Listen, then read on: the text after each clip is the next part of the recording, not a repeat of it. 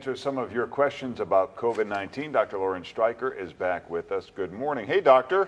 Good morning. So many questions. And all of the questions I chose for this morning are questions that I got from at least two, if not three or four people. So Okay. Can we ask everyone's you wondering our own the same question? things. I'm sorry, what? Can we ask you our own question? Sure. Sure. So these wipes that people use, will they only work if they're 70% alcohol? We've seen some wipes that may not be 70% alcohol. Maybe they're made differently. So if they're made differently, does that mean they won't work? If they won't work as well, 70% is the number that's going to kill the maximum number of the virus. There's an envelope around the virus that needs to be destroyed in order to destroy the virus. But a lot of these wipes have things other than alcohol. And one of the things that we're also learning, it's not just what's in the wipe, but how long the wipe is sitting on the surface. If you're using bleach, it needs to be there for at least 30 minutes. Hydrogen peroxide needs to be there for at least 3 to 5 minutes. So it's not just what's in it. It's not just the percentage, but it's how long it sits on the surface. So you're talking about all these wipes that that you can't find anywhere, like the Clorox, Right. Lysol, all these might not have enough. And what do you get rubbing alcohol and mix your own? Because 70% is a high number. It's a high number, and quite frankly, that's what I've been doing. I've been taking baby wipes and pouring rubbing alcohol, soaking them, and that's what I've been using. And I don't use it on my hands. Soap and water is absolutely your best bet for your hands. But for surfaces, yes, that's what the wipes are for. Right, but we can't find rubbing alcohol anywhere. I So, know. yeah. Listen, if you get bored, clean out your closets. It Yeah. is amazing what you will find. That's where I found my rubbing alcohol. Seriously, I was cleaning out my shelves. I was cleaning out my closets. And I was like, oh, my God, look at this. Yeah, but no one has 3 gallons of it. You need it for everything, right? Right. Okay. But the truth is, if you're not going out, if you're social distancing like you're supposed to, you don't need to wipe down your surfaces if you're the only one at home with the person that you're social distancing with, if there's someone that Gotcha. you're living with. All right, first question. They are suggesting to stay home if you have symptoms and do not have breathing concerns. How are they tracking cases if they don't want you to go in for testing?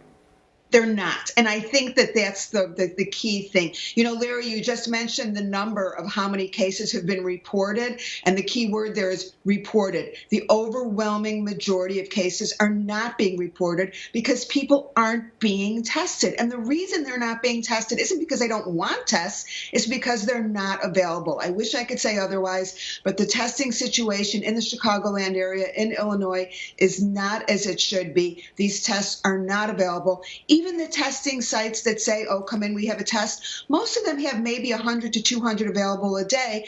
So you need a doctor's order, and the doctors are we're told only to test patients that are extremely symptomatic that might need to be hospitalized. So we actually have no idea. So my mantra is assume every single person has the virus or has been exposed to the virus. I mean, that's the only thing we can do right now. It's not optimal. It's almost impossible to know what to do if we don't have this information. And that's what social distancing is all about. Assume everybody has it. All right, we're going to try and move through the rest of these. My husband and I are in a high-risk category. We have no symptoms. Can we hold hands and kiss? Bottom line, if you and your husband have been with each other and only with each other and no one else has come into your home and you have not gone out, you can do more than handholds and kiss. You can do whatever you want. But one of the questions I got from my patient was, well, my husband only saw his son and then his son had a girlfriend and she went to work. Then no, if you're high risk, if there's been any outside exposure, take the higher road, the greater good, and stay away. All right, next question. I have been taking hydrochloroquine since December 2019 for rheumatoid arthritis. Does this lessen my chance of contracting the coronavirus? We've seen a lot of hype about hydrochloroquine, and believe me, I'm like everyone else. I'm hoping that this is the answer. There are a number of other drugs that we hope are the answer. Just to be clear, hydrochloroquine has not been FDA approved to prevent or treat COVID. And a lot of people are out there using it. It's falsely reassuring. We know that it can have some side effects.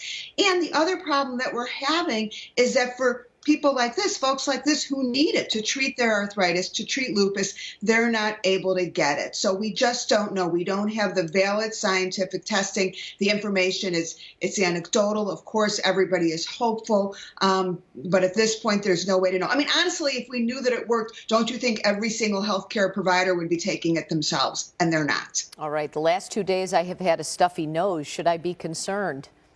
Well, it's allergy season, and this can be really confusing. So, if you have that stuffy nose, the first thing to think about is, do you have a fever? Are you having any gastrointestinal symptoms? Are you having that inability to smell? Are you having aches all over? Because if you're not, it's probably allergy. But if you are having any other symptoms, particularly fever, you don't get fever with allergies, call your doctor, make sure that you're tracking your temperature, and stay in contact. So if it is something else, you'll know it. All right. If you have any questions for Dr. Stryker, you can head to drstryker.com and post them there. Thanks for joining us.